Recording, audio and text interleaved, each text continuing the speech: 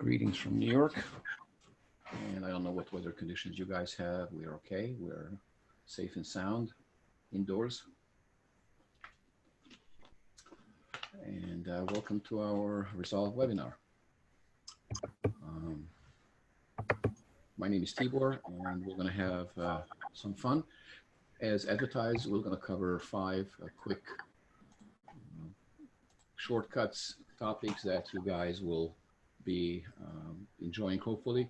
So here are a couple of things logistically that you guys will kind of be aware of or should be aware of.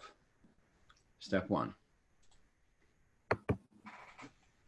My system is a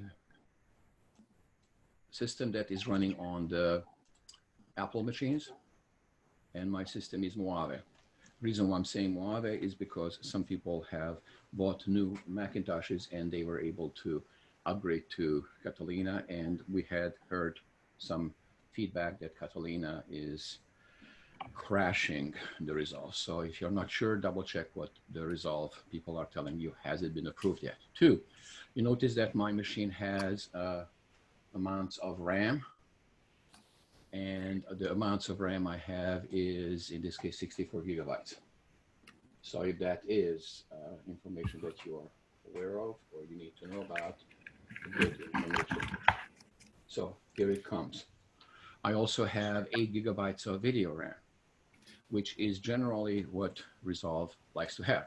So welcome everybody to the webinar. When you open up your DaVinci Resolve, it identifies itself and it tells you what is the flavor. I already had tested a couple of things, so instead of me trying to spring up on you something that is already open, let's open up everybody together. If you're following me, fine. If not, if you're watching, that is perfect too. Step 1, left double click, open up the DaVinci Resolve. It will identify itself either as the free version or the studio version. The studio version, if you guys have it, you know that it is a extra some $300. It comes with a dongle, and it gives you a whole variety of new things that you guys can benefit from. So whatever I had in my previous sessions, I'm going to delete. And by definition, your system always shows you that you have an untitled project. You know by now that if you right click on the untitled project, the project settings will allow you to set it up to a certain frame rate, to a certain aspect ratio, and a certain raster size. The point here is that you need to ahead of time decide what is the project output going to be. When I'm saying output, who are you selling it to? Where are you distributing it to? And that is different than other applications, namely the Premiere. Premiere opens up a project, and inside the project you can have multiple raster sizes, multiple aspect ratios, and multiple frame rates. So with that being said, when you open up your untitled, that's the first thing you need to look for. I will give you 5 little topics. One is going to be a really cool one. If you are working on other applications, there's always a question, what does round trip mean? How do you conform things? So this first exercise and first demo is going to be about conforming. The second is going to be about a color chart, how you set up the color chart. Then we'll talk about how do you cut up a QuickTime movie that has cuts on it. So we're going to add cuts on it. The computer will cut it up for us. Then we're going to talk about some local shadows. And then we're going to talk about how you can adjust the entire timeline with one color filler. So if these things are known to you, this may not be a session for you. If you have time and you want to double check how good you are on these and how fast you can do it, that's also a good thing. If you're a novice to Resolve, welcome to Resolve. Start 1. You and I are going to be always either selecting an untitled and then bring stuff in. I have some pre-cut stories. The reason why I'm saying that I have pre-cut stories, if you buy the Resolve books on Amazon, you can also download them. I think they are sold as Kindle, like $6, $7. You can actually get a web page where you can get media. So the media I'm going to use is going to be somewhere on my system. So when I import a project, I will look on my system for the Blackmagic DaVinci. And on that one, I have a project set up that is going to be called project. Left double click on it, opens it up like you always know that, or just selecting it and opening it. So opens up. It will import the project. By definition, your big problem is going to be always that when you check it and you open it up, unless there was a handshake before, the media is going to be offline. You know how to connect it. you are going to be in either media or edit, depending on what your flavor is.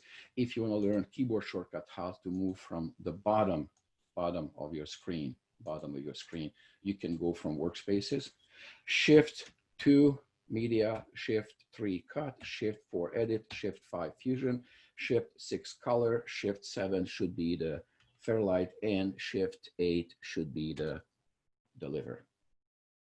Okay, so these are the work areas. Now, if you're doing editing and you say everything is offline, on the upper left-hand corner, highlight all the folders. And when they're highlighted, you can right-click on the folders and say, hey, excuse me, can I relink all the clips to the selected bins? And then the dialog box comes up. The dialog box is asking, where is your media physically? If you know where it is, if you know specifically, that's easy. If you just know the location, or if you know the hard drive, it will take a little bit longer time. But essentially, if you are selecting the hard drive and a folder in it, and you have access to it, it should relink it. And when it comes in, it's perfectly showing up. And it shows me that I have some preset timelines, some videos, some audio. So if you go into timeline, you are in edit, left double clicking each of those sequences, they come up. And you notice that I'm switching sequences in the timeline, Those are stories. You as a editor coming from a different environments, gentlemen, ladies, I don't know your background, so I presume that you are familiar with the concept of having more stories in the timeline. In order for that to happen, I'm going to hide my media pool and resolve upper left-hand corner of your timeline. There is a drop down that gives you an idea of how the timeline would look. So if you click the first element and open up, now you are able to see multiple sequences in the timeline. The way that works is open up, let's say 1, 2, 3, and 4. So this is how you can actually see more than one sequence in the timeline. So you can switch between them. That's a cool way. If you are using the upper right-hand area, when I'm saying upper right-hand area, I'm referring to the timeline. You can use that also. So you can go between the timeline section. Okay, so that's something that we talked about. Now, remember I told you the first thing I'm going to do is the round trip concept. So whatever this project is, either Command Q, quit it, or Control Q, or bottom left-hand corner, go to the house. House is home, guys. If you don't see it on the monitor, let me show you. There it is. It looks like a house, little house. I'm still missing it on that monitor. You know what? Let me shrink it. I'm checking on the second monitor. I have 2 monitors. So on the second monitor, there it is. There's that house. So click on the house, goes back home, and you and I are going to be opening up a new project. So that project is going to be the round tripping project. Step 1, import the project. That project that I'm working on is in Project 02. And I have sections where I have a trailer to work with, a trailer. So opening up the trailer, left double clicking on it should open it up. I'm switching from project to project. Opens it up and it says Age of Airplanes trailer. Double clicking on it, opens it up, and whatever the preset is on this one should be holding solid. Let me resize my environment. You notice that I have set up folders, but there's nothing in either of these folders. So the question would be, how do you bring stuff in? Well, this is a scenario where somebody in their workflow did something in a different application. Let's call it either Premiere or Avid. The reason why they are different is because each of them has a different export capability for the round tripping. So if I have a master and I say in that environment, I'm going to bring in a timeline activated, the timeline bin is activated. In the file dropdown, there are choices, and you are not importing a project. The project already is set up, but there is stuff that is needed in it. So now I will say hello to our new friends, the AAF, EDL, or XML. AAF would be coming from Avid. XML comes from Premiere or Final Cut Pro. So when the computer is being asked to bring in a sequence, the presumption is that that sequence is somewhere given to you from, in this case, Premiere. So highlight it. When you okay it, open it up, it comes up and it tells me that, yes, I have a sequence that is connected to media. The media is on the system that was given to you. So in my case, it is on a solid state drive.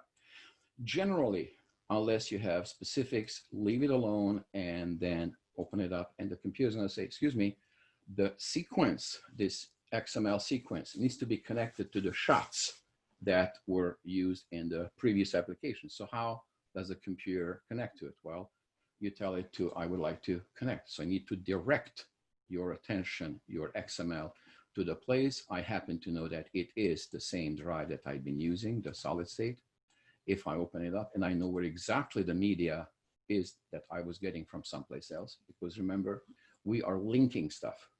We are not using any kind of environment where we transfer, we're linking to originals. So if I open it up and it tells me, yeah, okay, pretty much most of the stuff was found. One is missing, that's probably a graphic. I'm not gonna worry about that, hit no, and it identifies what's missing.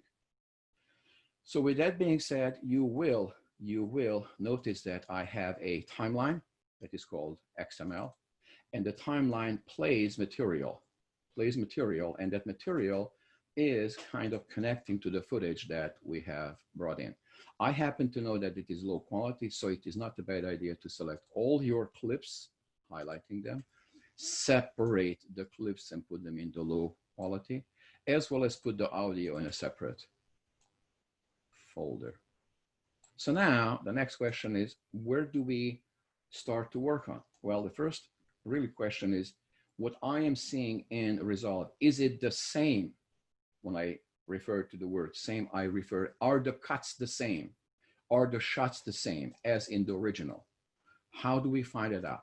Well, the way to find out that is really requiring that in the scenario when you were sending it from Premiere, somebody made a QuickTime of how it looks in Premiere, and that will be used as a reference. Therefore, when you want to bring it in, you go back to your media tool and you set up your reference folder. And in the reference folder, there will be a QuickTime will be brought in. How? From where? Well, it has to be somewhere on your system. So if on the system it shows up, I believe it was showing up on the system somewhere. So if you're not sure about it, I generally double click and open up everything on that system. So if I open it up and say, hey, where is the stuff?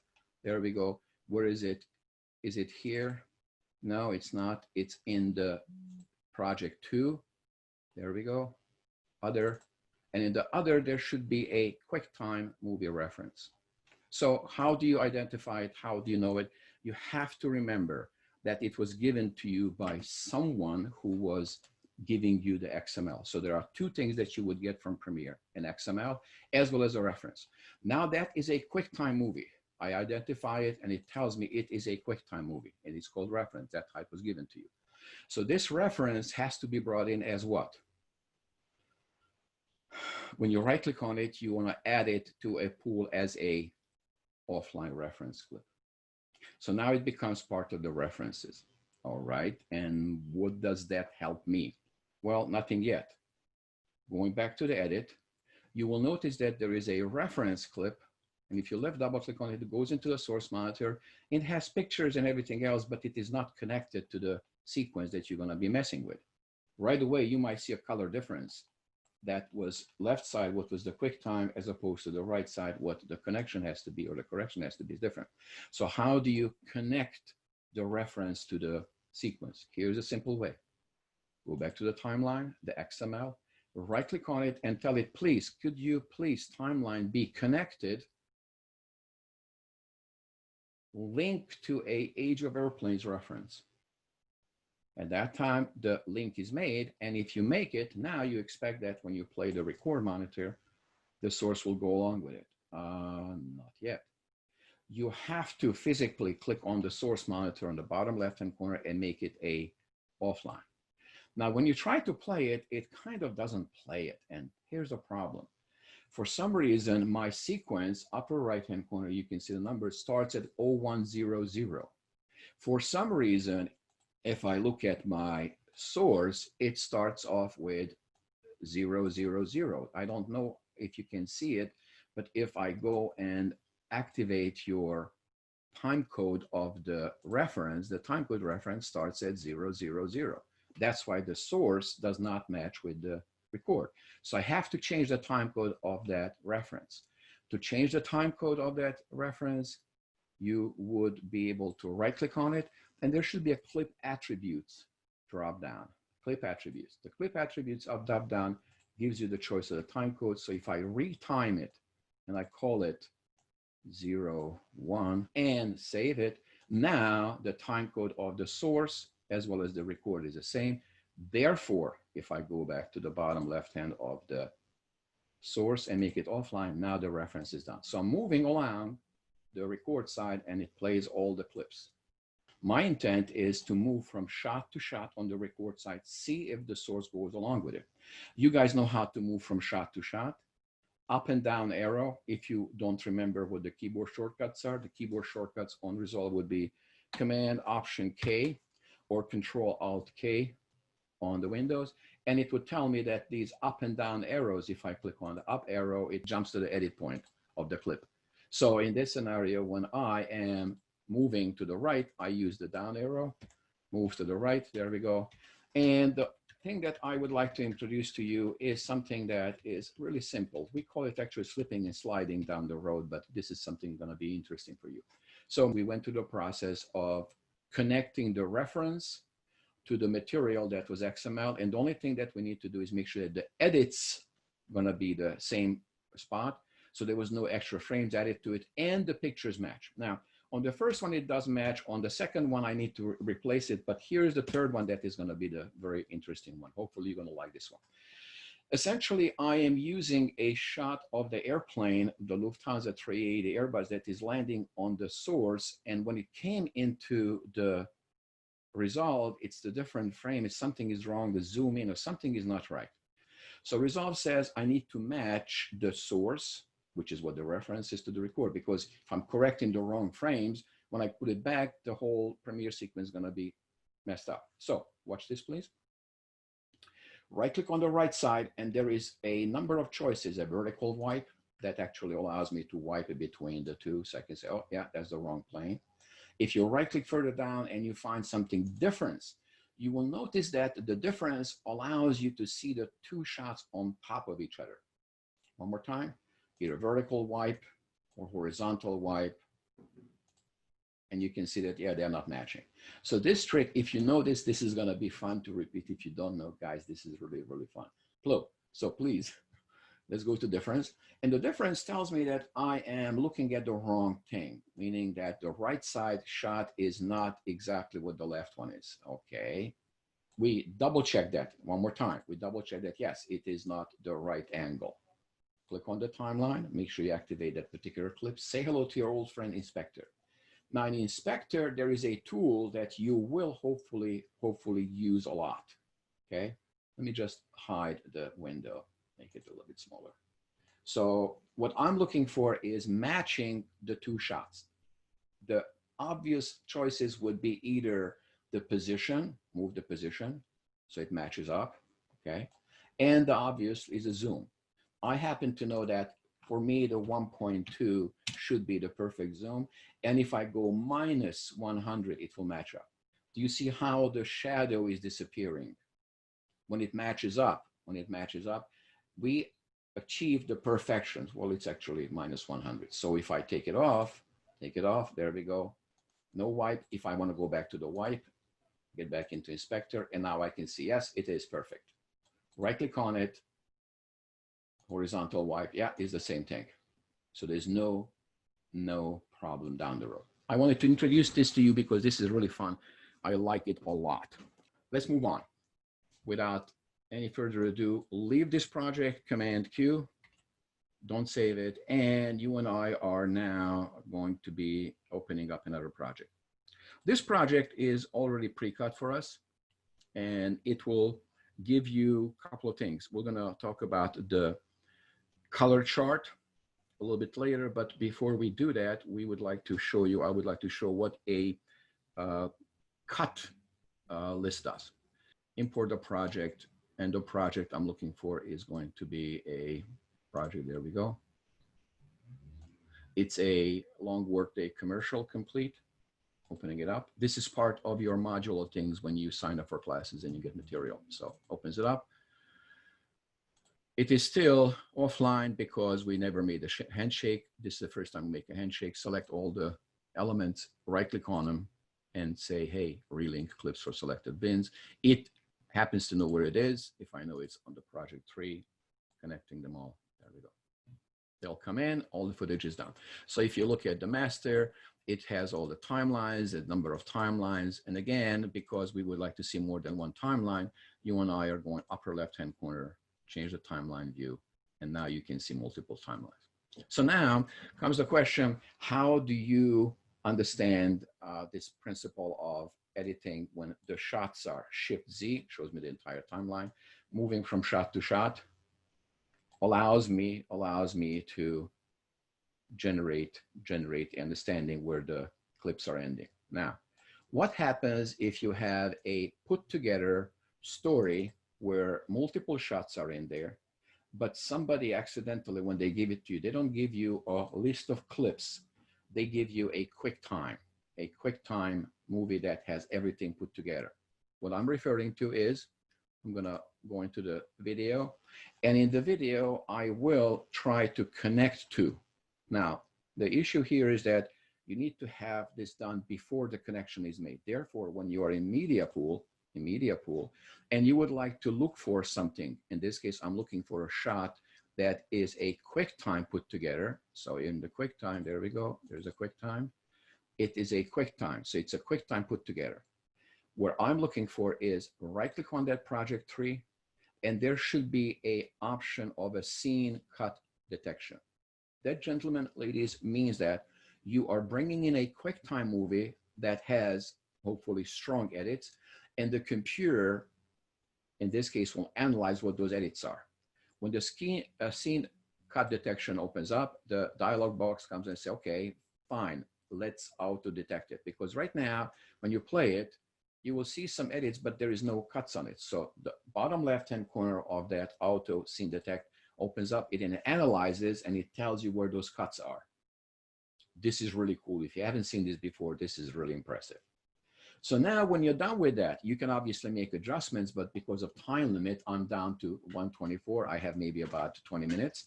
I would like to introduce to you the option that say, hey, we got this. And on the bottom left-hand corner, we're gonna add these cuts to a media pool. So essentially we're cutting down the QuickTime movie into small little chunks. Add it to the media pool. When it's done, I hide it and close it. And you notice that all the clips that were added to the media pool are now oranged. I don't know if you see it. I can see it on my laptop reference. In order for me to put it together, right click, and you can absolutely make a sequence out of it. Create new timeline using selected clips. It is called, and we're gonna call it cut list. Put together. And now I have a sequence when I go back to the edit and say, hey, that's a cut list. So this is what the story is that was given to me in QuickTimes. So let's close the window. Shift Z, these are all the cuts. So essentially, when you are bringing stuff in, you have to make sure that you bring it in first as a QuickTime with a cut list, and then you work on it. Now, I have a couple of timelines, and I'm moving on to the next thing. This is something that is how you add a color chart. So the color chart is something that I bring up, and in the scenario, opening up media tool, I have more real estate. Anytime, guys, something is not right, meaning the environment is not functioning properly, I generally recommend you think about, put back everything, reset the user layout, user interface layout, so it resets it. And you generally know that the media pool is always open. Media pool, close it, now you have more real estate. Quick references, quick keyboard shortcuts, command plus zooms in the timeline, command minus zooms out of the timeline. Shift Z shows you the entire timeline. And to jump from shot to shot, I'm gonna end up on a shot where there is a color chart showing up, which is right here. Sometimes it's important to tell the camera what are the real conditions while you are shooting, because depending on the film stock, this color chart may look different when it is brought into a nonlinear editing environment. Therefore, here is what my scenario is going to be, how to match up all the things that from that point on are going to be used. So step one, go into color. Color, if your interface is not showing all the color options, do double check your system preferences and make sure that your display is not a small, like for example, I'm going down to 16:9, 1600, 900. Therefore, I am missing a number of elements. Doesn't matter what I do. The workspace will tell me, excuse me, I don't have all the elements. Where are they? This is specifically helpful for laptop users, 13, 15-inch, or lucky for you, 16 or 18, higher than that. If your real estate doesn't show up, it's possibly go into your system preferences, please. In system preferences, make sure that you are at least 1920, 1080. In my scenario, I have the 5K monitor, so I'm 2048 by 11, what is it? 1152. So with that being said, open it up. Opens up, there we go. So now if I need to see things, I reset the workspace and now the user interface should show me all the elements. Find a shot. The shot I was talking about is where the guy shows me the color chart. If you use it, this is the way to work with it. If you never use it before, this is going to help you. If you use it and you use the DaVinci to make it work, this is going to be easy. For novices, Option S, Alt S on the Windows. I add another node. I generally don't mess with the first node. I leave the second node. So the second node, I need to add a color chart. So the color chart has to be visible. In the timeline viewer or in the project viewer, program viewer, you actually have the option where the color chart shows up. But the color chart doesn't identify where to go. So you need to physically match it.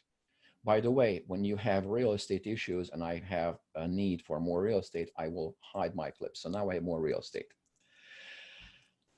Grab the chart and match each of the boxes to where you think they should go. When I say where you think they should go is dependent on what your chart is set up. Okay, how do you set the chart up? Bottom left-hand corner, bottom left-hand corner.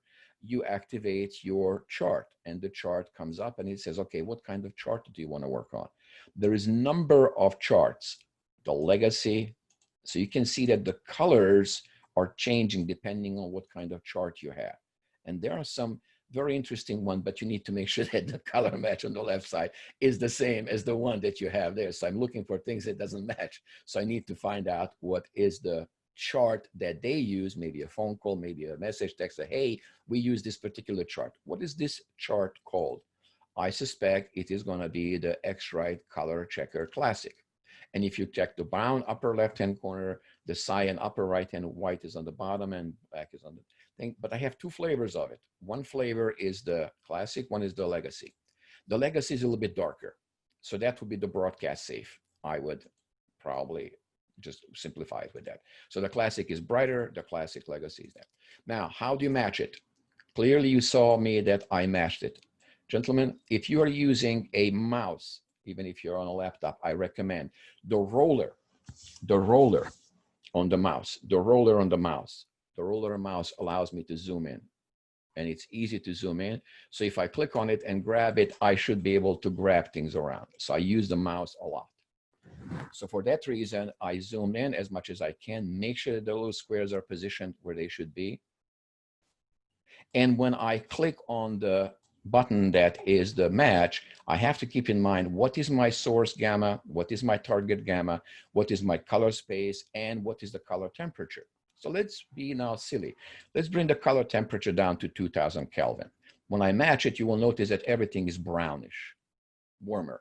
And in the color match, it tells you what the distance, the differentiation between the original and the one you printed on. So colors are kind of really goofed up. So if I want to undo it, Command Z, undo, Control Z on the Windows.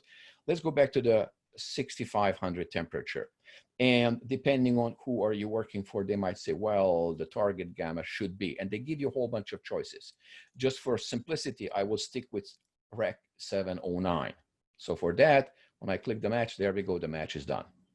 If you want to check it and see how it looks, you have numbers of choices. One of them obviously would be show the scopes. You right click in the record monitor or the timeline, show the scopes, and the scopes you pick from. I generally see for this particular scenario, the best solution would be not a parade, but a vector scope. So the vector scope, I'm going to make thicker the vector scope reticule and the elements, and slightly shrink it down so it can fit in even if it's on right side. So if I select off, on, you can see how the spectrum of colors is more or less dense. And this is where you can see, yes, there's a difference. Command F gives me a full screen. If I play it, I can see how it looks. If I do a Command D, it shows me without, and Command D shows me with the setting. When I say Command D, I'm referring to the environment where I turn things on or turn things off. If you're doing it with a keyboard shortcut, Command D, on, off, on, off. You can also use a tool that I generally don't use unless it's a global. I bypass everything. So we covered most of the stuff. We're going to talk about local shadow quickly, and I'm going to talk about some timeline adjustment when the whole story is being adjusted. So I got about 10 more minutes to work with. Hopefully, so far you're doing good and you're having fun with this. And on my check monitor, I can see everything seems to be working fine.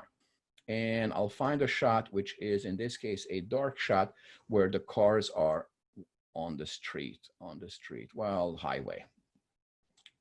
Okay, if you look at it, guys, you will notice that it is a dark environment. And for some reason, if I play it full screen, oh, by the way, when I play things, you will notice that I will always like to loop things. So if I play a single clip, only that clip's gonna loop.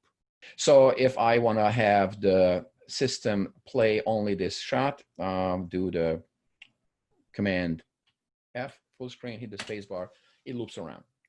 And whoever is using this footage, they might say, excuse me, can we pretend that there is a light pole on the right side of this image, like a light, like a highway light? How do we add it?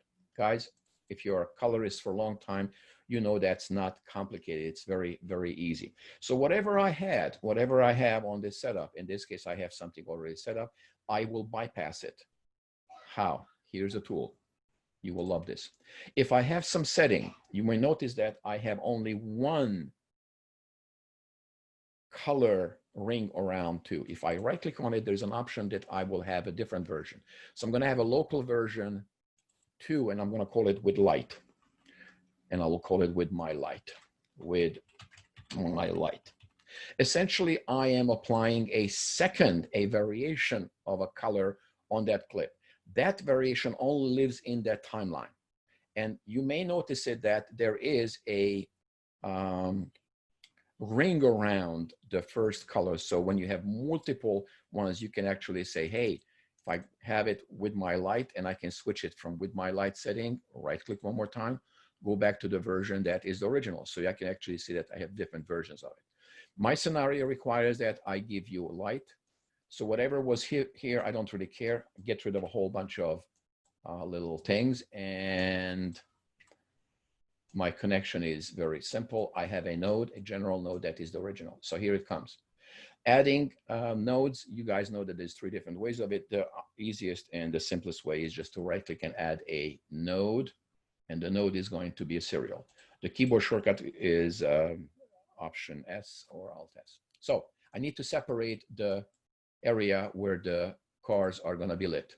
Step 1, go into your power windows. You know this by now. Activate a specific power window. I'm going to draw it. I'm going to minimize the window. I'm going to draw a light around here. So I'm going to pretend that this is where the light is. And if you look at things now, I have a separation, a total separation of that environment, which means that I am looking at, move it around, there we go.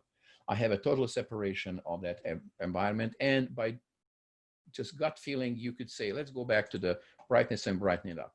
And it is okay. I've seen a lot of people having great success with that. The only issue is that it is not that kind of a light. That kind of light is very silly. So my recommendation would be go into the shape and make the shape very soft, as well as make the inside as the outside softness. So when you play it, it looks like it's a light. It is not a bad one, and I don't have any arguments about not using it or any arguments for using it. I'm just saying to you that I would use a different one. Let me show you the one I'm going to use. I'm going to start again, and I would like to do it much easier, much faster. Click on it, click on the shape, click on the shape, click on the shape, click on the shape. There we go, finish it up. And say hello to your new friend. The color wheels, primaries, have two tabs on the bottom. The one tab that is important for me is either the contrast, which is going to make it lighter, darker, but that doesn't give me a light.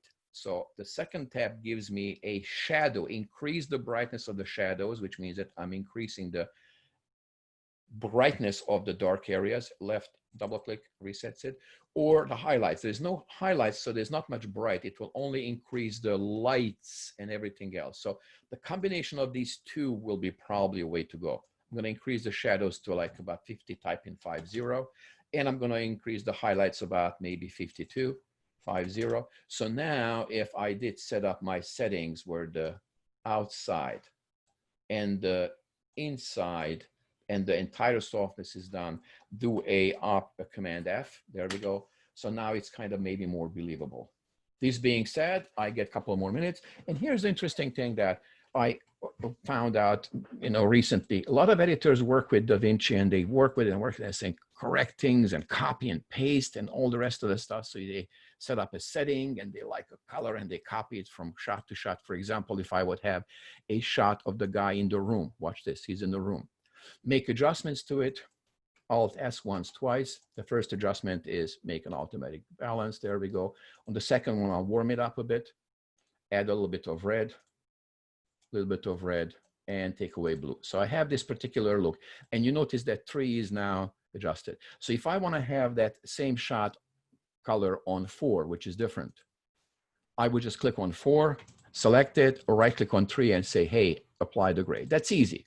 But then you have to do it shot to shot to shot to shot. What happens if the entire show needs to be black and white, or the entire show needs to be sepia tone? So let me reset all my material. Go from the beginning, scroll all the way to the end, and highlight everything. It's Command A, there we go. So if I did my job right and everything is right and all the clips are selected, there we go. I can tell them, please, in the color drop down to reset all the grades and notes. So everything should be cleaned. Now, the producers above my pay grade say, can you make the entire show lighter? Presuming that the shot-to-shot consistency is there, presuming that each of the elements are already adjusted. If you notice, I am wasting your time. I hope I'm not. Switch from clip in the upper right-hand corner. Switch from clip to timeline. Okay, and there is no node there. No, there is not. Option S, Alt S. Now you notice that the wireframe is not orange anymore. The orange is gone. Why? Because the orange is in the clips. In the timeline, it's blue. Okay, how do you make adjustments? Well, let's do a very, very simple one. I'm gonna make sure that all the upper left-hand corner of the lift color wheel, all the darks are dark. I select the dark reference. And I'll say that all the whites, the gain, left to the gain, there is a crosshair, make all the whites. So if I did this, I have a nice setup, and the entire show would look that way. If I am interested in adding more things, can I add more nodes? Yes, I can add another node. On this node, I will make it desaturate. The desaturation is either in the contrast or in the saturation, which in this case is SAT saturation, desaturate. I'll bring it down to about 15. It's almost black and white. And if I look at it, the timeline, doesn't matter what I play. It shows me the result that it is kind of almost black and white. What happened to the clips? In the edit, it doesn't show up as a second layer, guys. It doesn't show up as a second layer. It only is visible inside the color tool. So with this being said, I hope that you got 5 shortcuts, 5 tricks in your new vocabulary. My name is Tibor. This webinar was hopefully informative for you. I was using references in keyboard shortcuts mostly to Macintosh because that's what I'm using. But if you use Alt, Alt is the equivalent of Option. Command is equivalent of Control. So if you had a good time, please let us know. So Tom, if he wants to say some parting word. All right, thanks everybody for attending. We'll follow up with some, a recording of this webinar and, some ways to get Tibor's full training at a discount. And that's coming up. There's a class on the 29th. But look for an email follow-up and recording to review. Thank you, everyone, for attending. Take care, everybody. Enjoy the rest of the day.